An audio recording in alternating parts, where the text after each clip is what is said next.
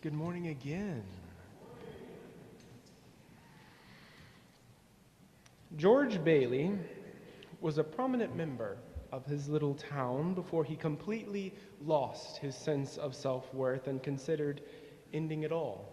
But, spoiler alert, his guardian angel helps him rediscover how much value his life really has. Kevin McAllister was left home alone, thinking happily that he had made his wretched family disappear. But he eventually finds himself lonely and afraid. That is until, spoiler alert, he's reunited with his family after saving his neighborhood from two dim-witted burglars. Geronicus Jangle was a brilliant inventor who lost his confidence and his designs, but, spoiler alert, he emerges victorious when his math prodigy of a granddaughter helps him in more ways than one. In Christmas movie after Christmas movie, we see some version of the same story play out. Someone loses something valuable near the beginning of the movie, and then, spoiler alert, they get it back. Sometimes in even better fashion by the end. But of course, this plot structure isn't unique to Christmas movies. It's ancient, biblical even. One of the most famous and best-known biblical examples is the story of Job. He was a man who had wealth, status, privilege, family. He was in the good graces of God due to his incredible piety. He had it all, in other words. That wasn't until the so-called accuser, also known as the Satan, happened by and suggested that Job was only pious because he had all that stuff. Satan says to God, "You know, if you take all that stuff away, he'll curse your name."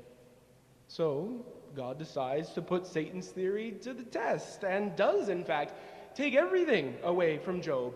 His family dies. His wealth evaporates, his livestock perish, his health deteriorates, and still Job refuses to curse God's name. Job questions God, but that's all. After God responds, though, suggesting that Job shouldn't even do that, Job apologizes, and then God restores everything to Job. Job gets a whole new family and new livestock and better health and more wealth. If you were to throw in some snowflakes and a little bit of Michael Bublé, you'd have yourself a Christmas movie. Now, the reason why stories like this are so popular, I think, whether we're talking about It's a Wonderful Life or the book of Job, is that they capture something about how many of us wish life could go. So many of us long to believe that if and when we lose something, if we wait long enough, or we do the right stuff, or we find the right people, then eventually we'll get everything back, and maybe more. So many of us long to feel like life is a story of losses followed by gains. We long to live in a world where if something bad happens, it's only because something better is on the way. Our longing for such a world is so deep and so persistent that folks have built not only stories out of this plot structure, but we've built whole cultural beliefs and spiritualities out of it too. We tell each other that what doesn't kill you makes you stronger. We are told that suffering for the sake of God in this life will enable us to receive glory and wealth in the next one. We hear religious leaders talk about the pandemic along with other global catastrophes as a means of calling people back to faith. We read people say that the genocide in Gaza is a way of bringing peace to the region or even initiating the second coming of Christ. So many of us long for suffering to have a purpose. We long for it to have meaning. We long for it to be a beginning rather than an end. If we lose something, we long for it to be the first step on the road to gaining something great. And so, we write stories and make movies that are neat and packaged in just this way. We turn Christmas entertainment into a series of narratives that go woefully downhill, only to shoot gloriously upward again. However, the first Christmas stories, the ones we find in Matthew and in Luke, didn't really look this way. Firstly, these were stories that did not take place over the course of a few days, as most Christmas stories do. The stories in Matthew and Luke take place over months, or in fact, centuries, if you consider that they are stories grounded in prophecies written by Isaiah 700 years before Jesus was even born. Rather than neat, sweet, and expedient, the real Christmas stories are complicated, mysterious, and layered. This is partly why, in many Christian traditions, Christmas is not just a holiday, but is in fact a 12-day-long event that ends on January 6th. In this way, Christmas is just as much an end-of-the-year holiday as it is a beginning-of-the-year holiday. It is a bridge, in other words, that connects what was with what is coming. And so, it is all the more fitting that the real Christmas stories look so much more like real life than any Christmas movie. Here's how Luke tells it, and you can follow along in your bulletins. In those days, a decree went out from Caesar Augustus that all the world should be registered. This was the first registration that was taken while Quirinius was governor of Syria. All went to their own towns to be registered. Joseph also went from the town of Nazareth in Galilee to Judea, to the city of David called Bethlehem, because he was descended from the house and family of David. He went to be registered with Mary, to whom he was engaged and who was expecting a child. While they were there, the time came for her to deliver her child, and she gave birth to her firstborn son, and wrapped him in bands of cloth, and laid him in a manger, because there was no place else. There was no room in the inn. After all that, folks began to receive news. Excitement spread among a small contingent of Judeans who believed the prophecies, but mostly, nobody knew that Jesus was born. The people who were staying at the crowded inn next to the barn he was born in probably didn't even know. Here he was, the reputed savior of the whole world, the one whose power would rival that of the empire that had required all the world to register their citizenship status. Here he finally was, after all the prophesying and the expectation, over 700 years of it, in fact, and there was barely anybody that knew it. Just his parents, some shepherds, according to Luke's story, and some livestock who were probably wondering why a baby was where their food should have been. And then, after all that, Joseph, Mary, and Jesus eventually make their way back to Nazareth, where they live what seems to be a pretty ordinary life. Jesus does a couple of interesting things in the temple as a child, impressing folks with his knowledge, but really, we don't hear about Jesus again for over 20 years. In other words, on its surface, the true story of Christmas, according to Luke, goes from one harsh reality to the next.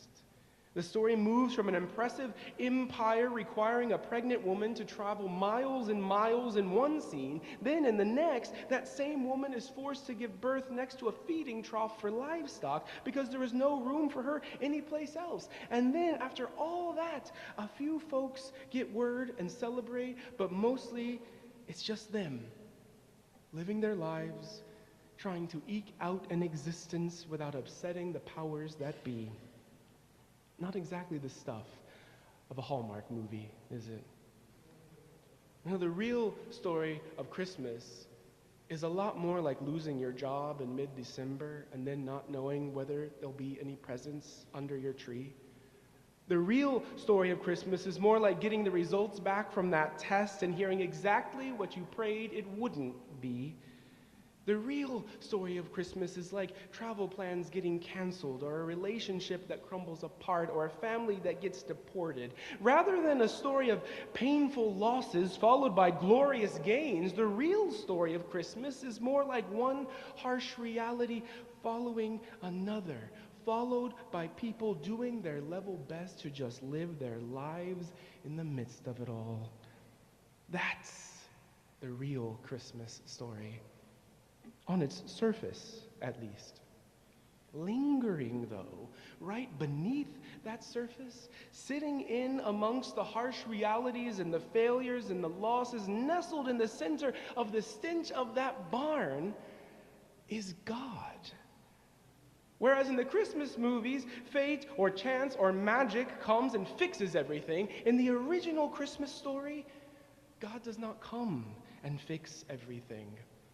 In the original story, God does not come and restore what the Roman Empire had stolen from the Judeans, which is what everyone had assumed the Messiah would do immediately. In the original story, God does not come and bless the lowly with riches and immediately set all the captives free. No, in the original Christmas story, God instead comes in the shape of a creature that demands all of our attention, because God comes with deep needs and is desperately fragile. Far from some glorious king who helps folks regain all that is their right, God comes as a delicate, vulnerable, needful baby. Why? There are lots of answers out there, but I'll give you mine. It was one big spoiler alert. So many of the stories we long to hear and to repeat are all about what is, in effect, a transaction. The losses we sustain lead to the glory we gain. However, the story of our faith is not about what we can gain in the midst of loss. Instead, it is about what we still have the capacity to give. This faith story says that even though things are hard, even though you think you've failed, even in the face of terrible loss, you still have deep within you and at your core a divine capacity to give, to love, to share, to hold, to nurture. Even in the dark and dingy air of the barn out back, you can sing to a baby. You can warm it with your body. You can bless it with your presence. When you think you might have nothing left, this story tells you that you are still powerful enough to hold and to protect the power and love we call God. And, spoiler alert, that's where this whole story goes. Because that baby grows into a teacher and a prophet and an activist who does the exact same thing, encounters people who feel like they have nothing, and he reminds them that their faith can set them free. Their faith can heal them. Their faith can bring them peace. The real Christmas stories are not about what we gain in the midst of loss. They are about our endless, inexhaustible power to give. In this way, as we find ourselves in this season of Christmas, as we move from 2025 into 2026, we might ask ourselves, amidst the losses I have endured this year, what is it that God might be inviting me to give? Is it more love? Is it more compassion? Is it hope? Or if I'm feeling low on all those, could God be calling me more simply to just give myself permission to just be present right here and right now? Wherever you might find yourself today, in whatever set of circumstances, the original story of our faith reminds us that God does not come to fix everything for us. God does not come to shower us with gifts after a season of loss. Instead, the God revealed in Jesus calls us to remember that no matter how much we feel like we've lost, we still have the power to give our warmth, to give our presence, to give our love, just as Mary and Joseph did. And, spoiler alert, this power we all have, this is what the whole human story is really all about. Merry Christmas, Happy New Year, and Amen. We now worship God as we present our offerings.